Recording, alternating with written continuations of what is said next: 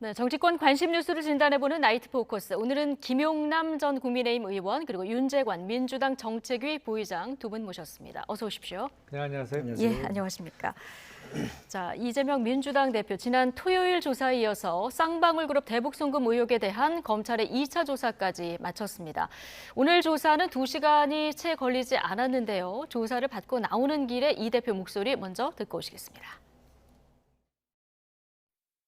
오늘 왜 불렀는지 모르겠습니다. 역시 증거란 하나도 제시하지 못했고 형식적인 질문을 하기 위해서 두 차례나 이렇게 소환해서 신문하는 게 도저히 납득이 되지 않습니다. 아무리 검사가 집권을 했고 검찰이 지배하는 나라가 됐다 해도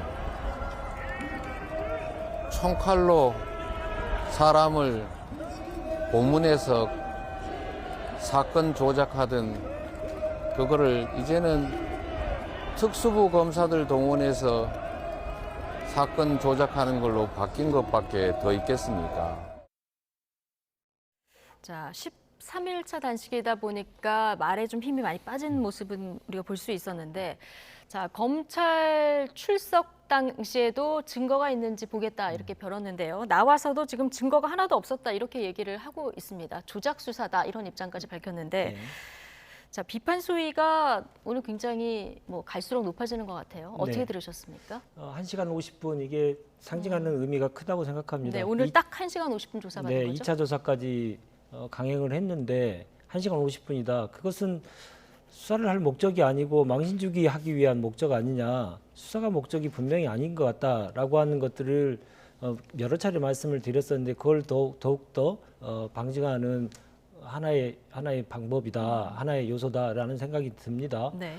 1시간 50분 동안 했으면 대략적인 내용들을 가지고 몇 가지 묻고 질문하고 답변하고 끝났을 가능성이 큰데 이런 것들을 굳이 계속 소환 조사를 해야 되느냐를 가지고 계속 얘기가 나올 겁니다.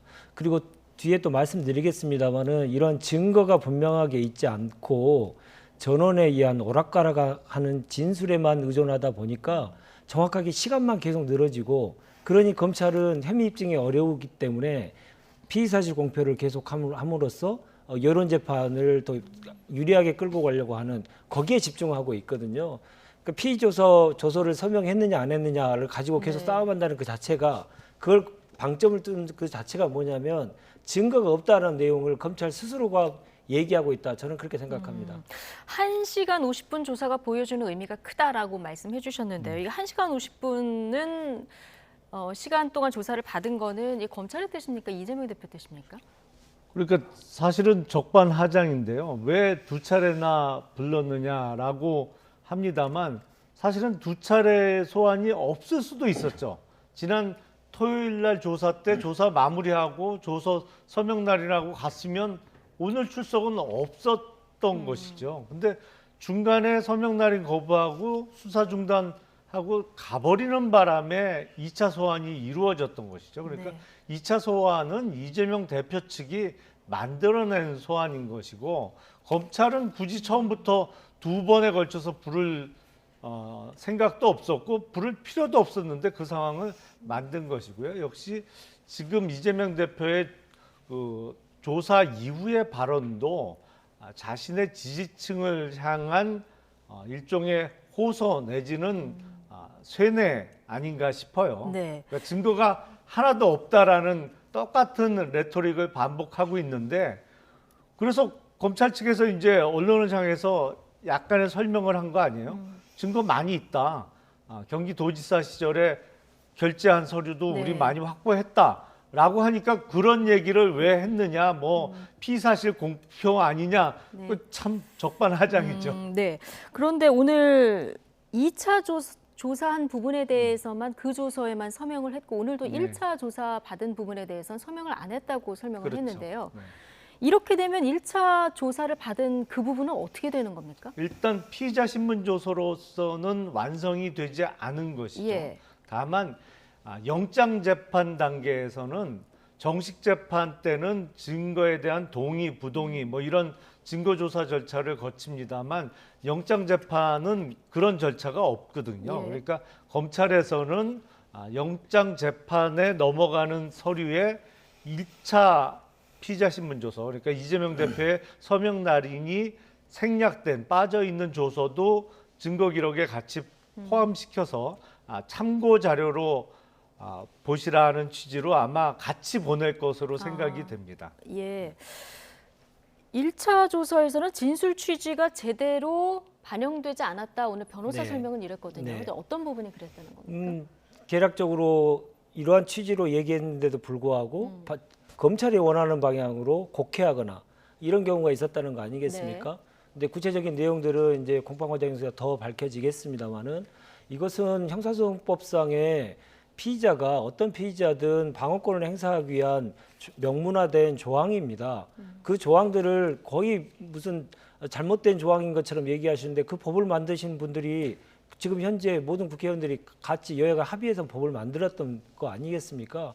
아니 우리가 민주국가에서 피의자에게 방어권을 행사할 수 있도록 하고 본인의 취지에 반하는 것이 조서에 들어있는 것에서도 문제 제기하는 것을 그걸 잘못된 것으로 얘기하는 것은 민주주의 국가의 법 운영 질서 자체를 부정하는 것이다 저는 생각하고요. 아시다시피 우리나라에서는 공판중심주의 법원에서는 채택하고 있기 때문에 더욱더 재판에 갔을 때 이게 조서를 인정하지 않으면 효력으로 인정받지 못하는 겁니다. 그래서 본질은 결국 조서에 아까도 말씀드렸습니다만은 조서에 서명을 했느냐 안 했느냐가 중요한 것이 아니고 지금 대납을 했는지 안 했는지에 대한 구체적인 증거가 분명히 있는지 그것을 이재명 대표에게 제시를 했는지 이게 제일 중요한 문제인데 네. 중요한 본질은 놔두고 거기까지로만 계속 얘기하고 있거든요. 왜? 본질은 검찰이 자신이 없기 때문에 이렇게 보입니다. 네. 자, 이재명 대표가 스마트팜 결제 관련해서 김성태 전 회장의 대북 송금 내용을 보고를 받았는지 이 여부도 관건인데요. 자, 1차 조사에서 이 대표가 이화영 부지사가 만든 서류에 나는 클릭만 했다, 답변했다는 이런 언론 보도가 있었죠. 자, 이 대표 측 변호인, 왜곡 보도라고 오늘 날을 세우면서 운전면허증 관인의 비유를 했는데요. 발언 듣고 오시겠습니다. 이재명 대표님이 그 진술한 내용이 그대로 보도가 되면서 취지까지 왜곡을 해가지고 본인이 결제를 해놓고도 아랫사람에게 책임을 떠넘기는 부도덕한 인물인 것처럼 그렇게 묘사를 해놨어요. 공문에 이재명 지사 당시에 그 날인이 있었다, 그 서명이 있었다는 건데 그러면 뭐 아예 그런 사실 모르시다고 그러면 한번 하시는 봐보십시오. 제 운전면허증에 그 경찰청장 직인이 찍혀 있죠. 그 경찰청장이 그걸 나한테 발급해 준 겁니까? 나한테 운전면허 발급해 준 사실 아나요? 그것은 아랫사람들에게 위임을 했고 정결권에 따라서 도장을 서명을 하면 관인은 저절로 찍히게 되는 건데 관인이 찍혔다고 해서 도지사가 결제했다는 의미는 아니거든요. 그걸 다 알면서 저렇게 왜곡하면 안 되는 거겠죠. 네. 그러니까 이재명 당시 지사가 서명을 했어도 이게 곧바로 범죄 증거가 될 수 없다. 이런 얘기를 하면서 이제 운전면허증 예를 든 거거든요. 운전면허증 관인하고 이걸 어떻게 비교 가능할까요? 글쎄요.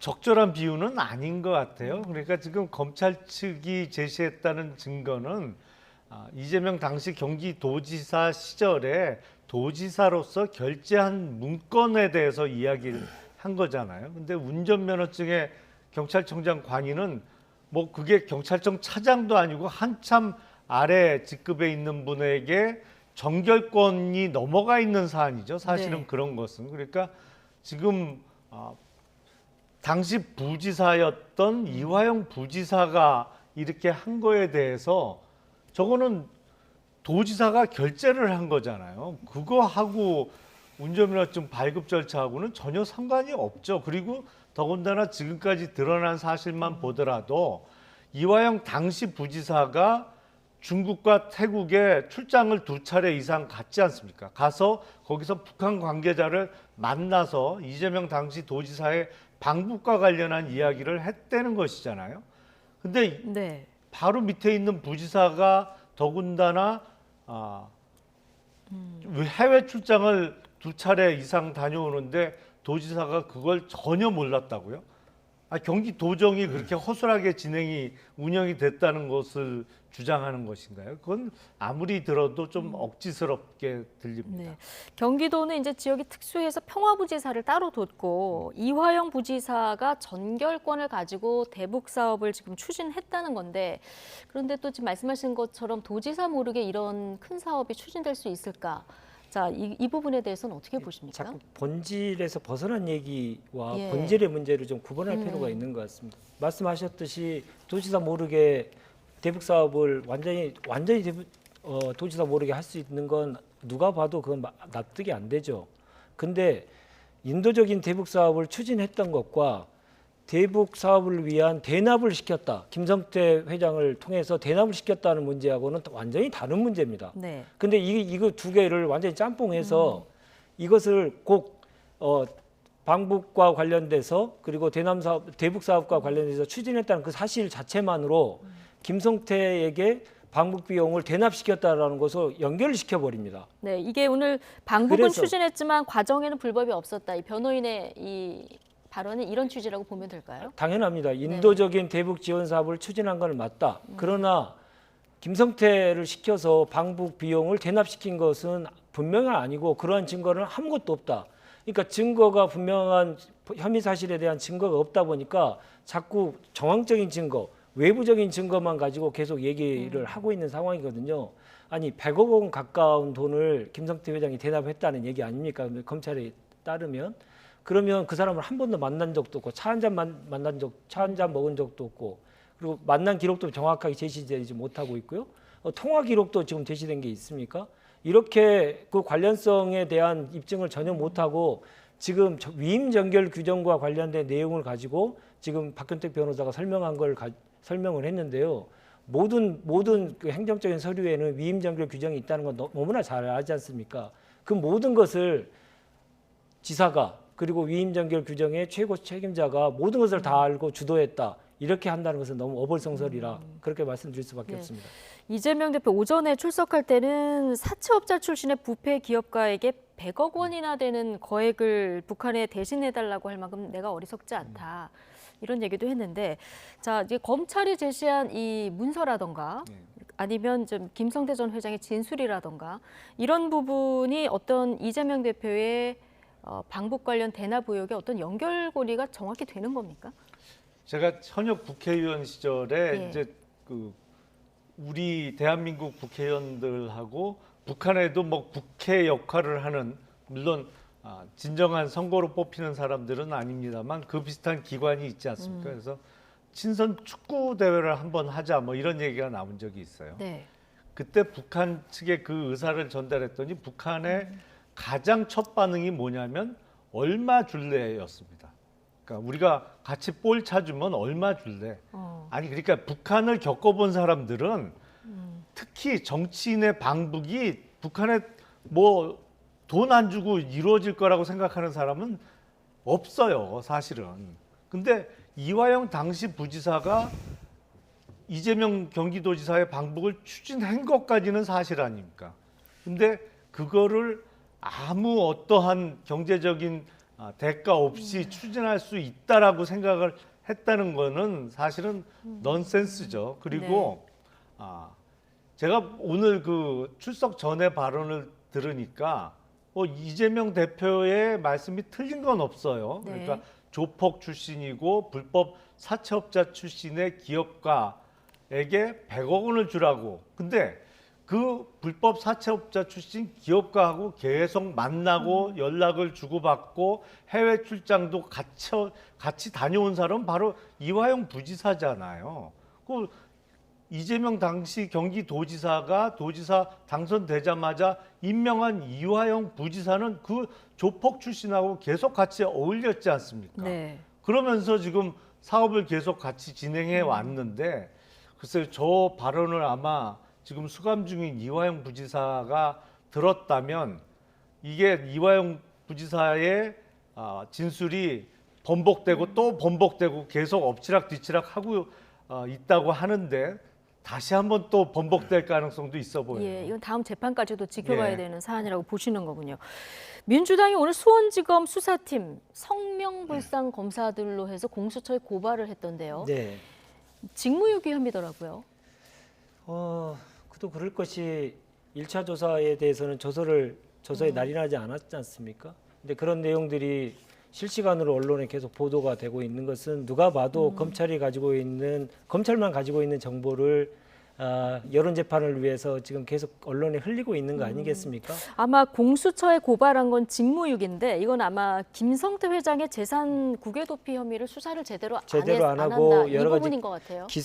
기소의 내용은 좀 봐주기 기소했다. 예. 일부만 봐주고 일부는 봐주고 그렇게 해서 소위 말해서 폴리바게닝을 했다라고 하는 지금 의혹이 있지 않습니까? 네. 그런 내용도 있고 오늘 구두 고발이라고 하는 내용도 얘기를 한 바 있습니다. 오늘 그러니까 변호인이 구두 고발을 했다. 피의 네. 사실 공표 등등 해서 세 가지로. 그렇습니다. 그러니까 지금 그 조서에 조서에 적혀 있는 내용들 그리고 서명 날인하지 않는 내용들마저도 실시간으로 언론에 계속 공표가 되고 있는 이 모습은 공무장의 기밀누설과 허위사실에 의한 허위사실과 관련된 이 명예훼손 이런 것들이 다 관련돼 있는 거죠.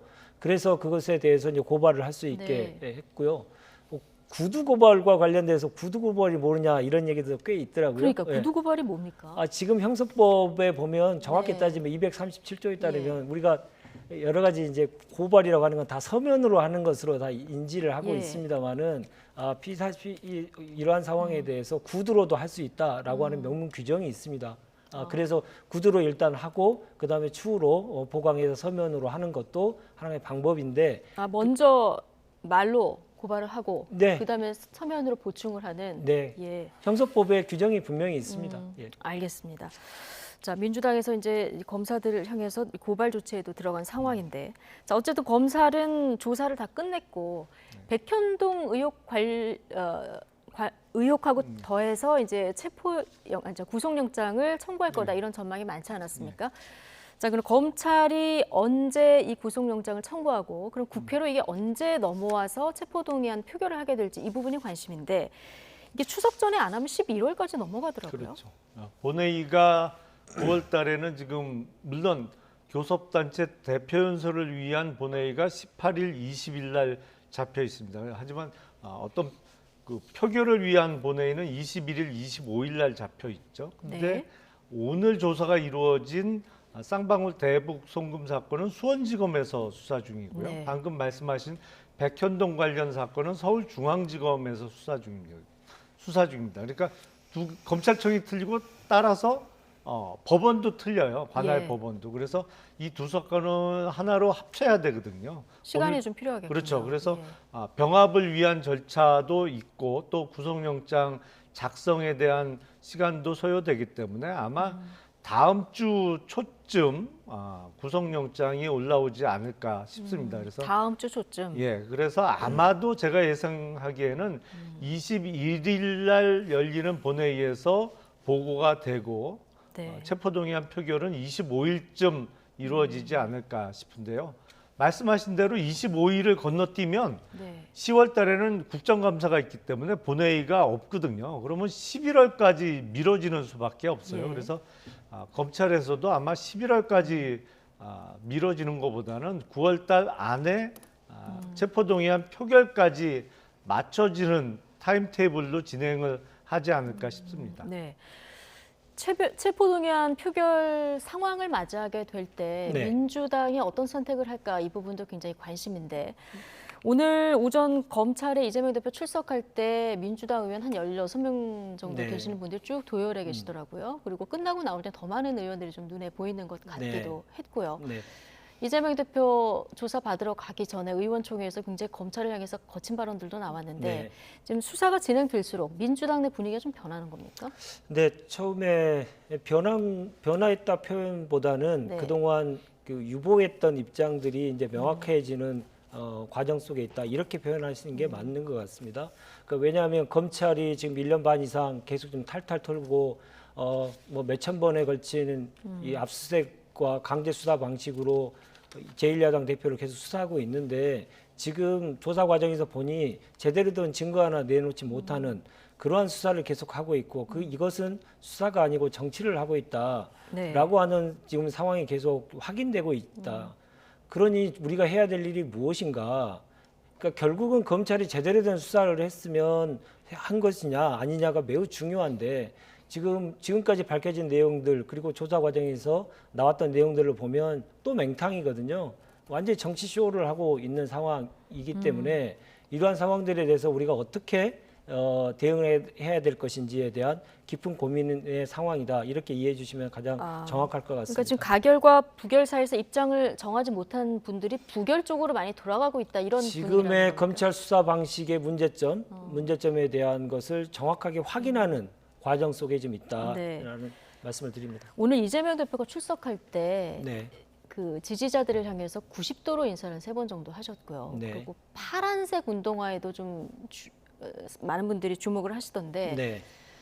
어떻게 보셨습니까? 그 파란색 운동화는 작년이죠. 작년 3월에 겨울에 공식 선거 운동 첫날에 부산에 방문하셔서 유세를 하셨는데 그때 네. 한 청년이 초심을 잃지 말고 더 열심히 뛰어달라라는 의미로 선물해 주셨던 운동화로 저는 기억하고 있습니다. 오늘 그런데 그 운동화를 신었어요. 예. 네. 그러니까 지금 어려운 상황, 국가 전체적으로 어려운 상황에 직면해서 정치를 왜 해야 되는 것인지 내가 대표로서 야당 대표로서 무엇을 해야 될 것인지에 대한 네. 초심을 다시 한번 되새기기 위한 신발이 아니었나 그렇게 해석을 합니다. 네.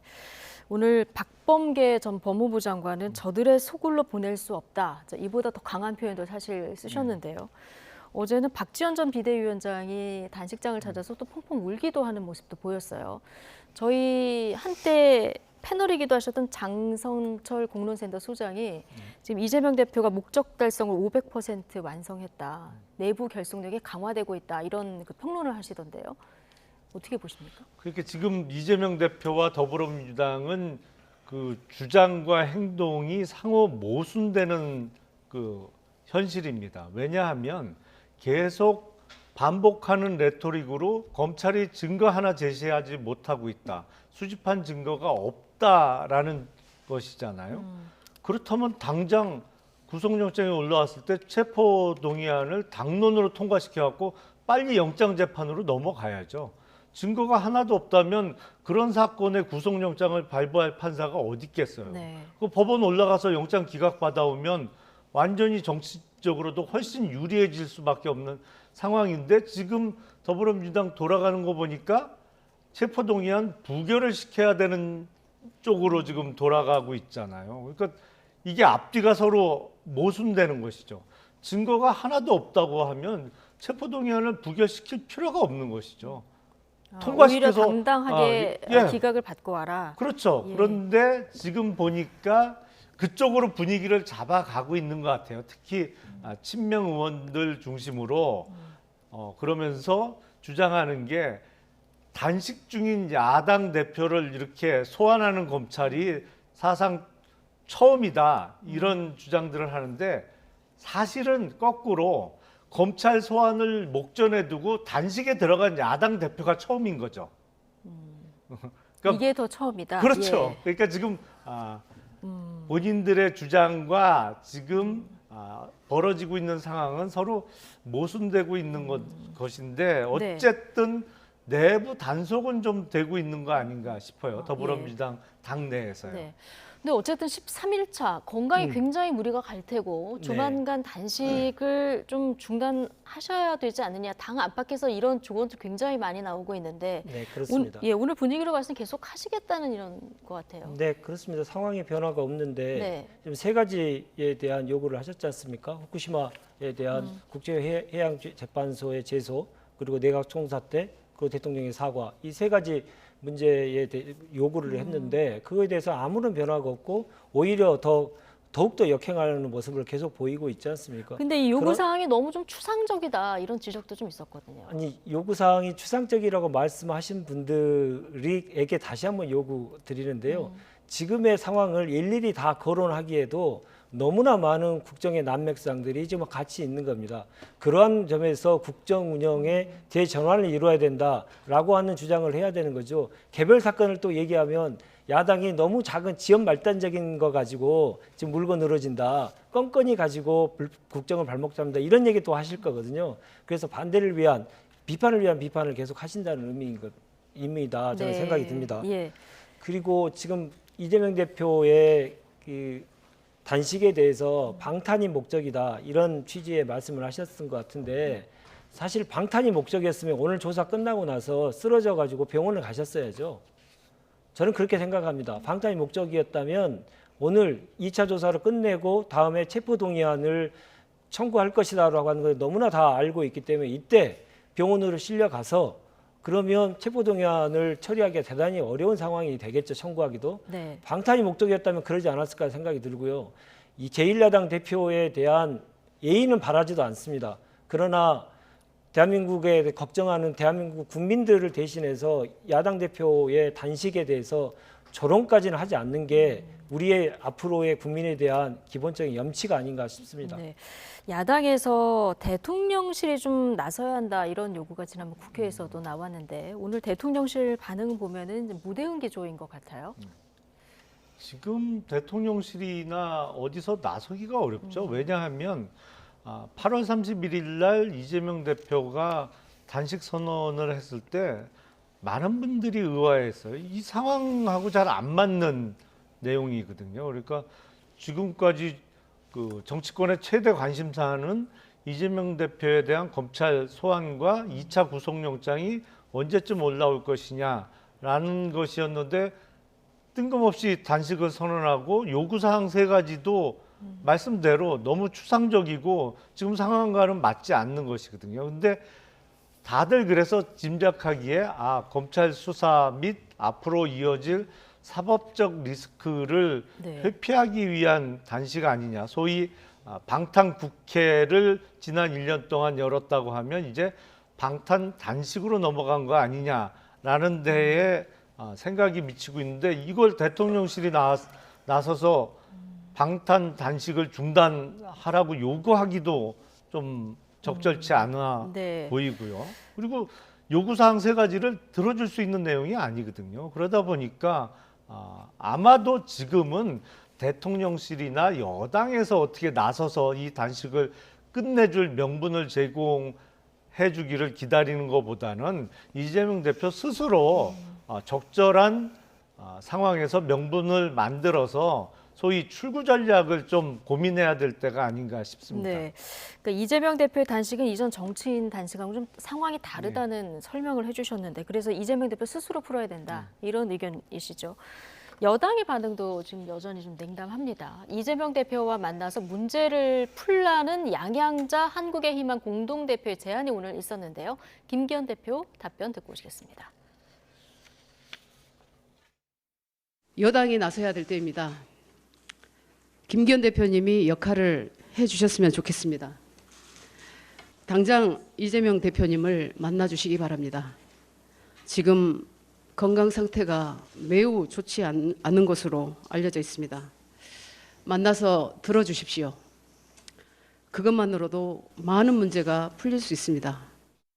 단식하고 있는 말씀을 주셨는데 단식하고 건강이 안 좋아졌다는 소식에 대해서는 안타깝게 생각합니다만 그런 방식으로 문제를 해결할 것인지에 대해서는 근본적 고민이 있다 하는 점을 또한 이해하시는 게 좋지 않을까 싶습니다.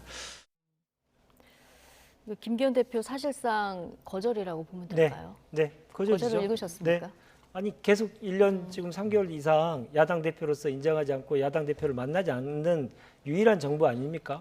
그렇기 때문에 이제 이 상황에서 또 만난다 이렇게 국면 전환하기는 좀 쉽지 않고 그럴 분들이었으면 이미 야당 대표하고 대화를 해서 전국을 정말 원만하게 풀어나가는 정부였겠죠. 근데 입법부는 완전히 무시하지 않습니까? 계속 무시하겠다라고 하는 건데 그래서 알아서 풀어라 이 얘기를 지금 얘기하시는데 요구 조건 중에 이런 게 있습니다. 후쿠시마와 관련돼서 보시면 지금 계속 언론 보도가 나온 것은 일본이 우리나라에게 수산물 수입을 조금 더 많이 하라고 하는 압박을 계속 하고 있다는 내용이 계속적으로 좀 보도가 되고 있지 않습니까? 국민들은 계속 이게 불안한 거거든요. 그래서 국민들은 우리 정부가 우리 국민을 대변해서 일본 정부에 할 말을 제대로 해달라라는 요구인데 지금 단 한 번도 안 하지 않습니까? 그런 내용들의 좀 변화가 하나도 없는 가운데 알아서 풀어라. 정말 비정한 정부입니다. 정말 비정한 정부다라는 얘기를 하셨는데, 근데 과거에 단식을 하면 어쨌든 청와대에서 좀 가서 이렇게 만류하기도 하고요. 지난번에 드루킹 특검 김성태 원내대표가 그 얻어냈을 때 우원식 원내대표가 또 병원으로 찾아가고 이런 모습 국민들이 또 기억도 하고 계실 텐데, 아까 상황이 다르다는 설명을 하셨습니다만 어쨌든 정치인이 이제 단식을 하고 있는 상황이라서 정치권이 좀 다 같이 뭐 또 출구 전략을 같이 마련해야 되는 거 아니냐. 뭐 양향자 의원의 오늘 제안도 그런 의미에서 나온 거 아닌가 싶습니다. 과거에 있던 단식은 네. 어떠한 뭐 야당이든 정치인의 입장에서 민주화에 대한 요구 내지는 특검에 대한 요구, 어떤 정치적인 해결 방안을 요구하면서 단식에 들어갔습니다만, 뭐 많은 국민들이 그렇게 생각하실 거라고 느낍니다. 이재명 대표의 이번 단식은 본인의 문제 해결을 위한 단식 아니냐, 이런 생각이 들 수밖에 없거든요. 그러니까 어떤 공익적 차원이라든지 국가적인 어떤 정책 내지는 어떤 과제를 위한 단식의 시작이라기보단 본인에게 놓여져 있는 문제 해결을 위한 단식 아니었나라는 생각이 들기 때문에 네. 접점을 찾기는 쉽지 않아 보입니다. 그래서 정부 뭐 여당도 강경할 수밖에 없다 이런 얘기신데 한 가지만 네. 정말 말씀드리고 네. 싶으면 정치 현안에 대해서 발언하는 게 적절치 않다. 대통령실 관계자의 워딩입니다. 이재명 대표의 단식에 대해서 이런 워딩을 했어요. 정말 실소를 금할 수 없는데요. 전당대회, 여당의 전당대회에 직접적으로 개입했던 대통령실 아닙니까?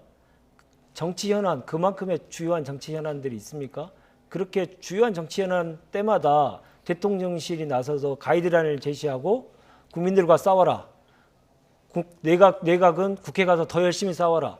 이렇게 지령을 계속 내리고 있는 분들이 이재명 대표 이 부분에 관련돼서는 정치 현안이니까 언급할 것이 적절하지 않다. 이렇게 얘기하니 국민들 입장에서 보면 너무 내로남불인 거죠.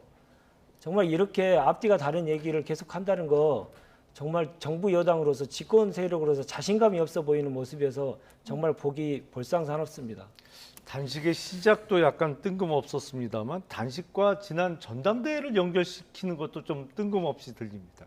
정치 현안에 있을 때마다 대통령실이 가이드라인을 제시하고 그 가이드라인에 따라서 여당이 나팔수 역할을 하고 이런 형태가 좀 계속되고 있지 않습니까?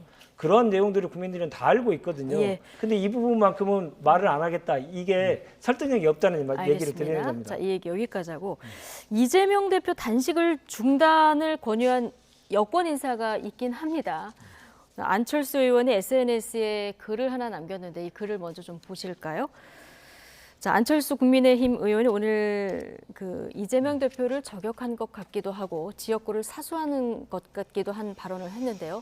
불체포 호소 단식을 중단하고 분당갑의 명예를 회복시키기 위해서 내년 총선에서 저와 분당갑에서 진검승부하는 것이 어떠신가요? 라는 글을 남기셨는데 이 글 어떻게 읽으셨어요? 일단 그 분당갑의 명예를 회복시키기 위하여라는 요 문구는 아마 네. 대장동이 분당갑에 속해 있거든요. 그래서 대장동 사건과 관련된 의미로 해석이 됩니다. 근데 저는 그 기사를 보고 첫 번째 드는 의문이 분당갑에서 안철수 의원과 이재명 대표가 붙으면 그게 진검승부인가요?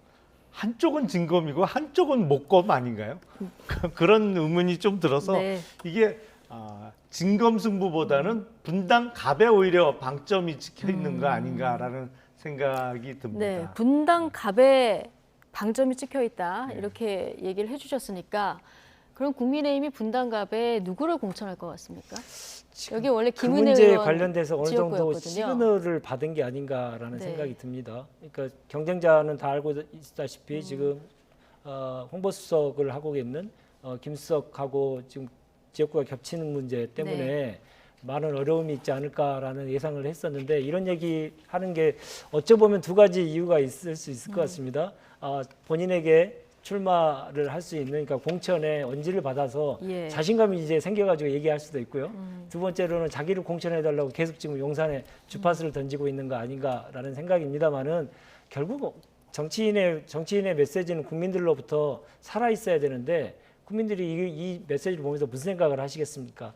정말 안철수 정말 답이 없다, 생뚱맞다 이런 생각밖에 하지 않을 수밖에 없을 것 같습니다. 예.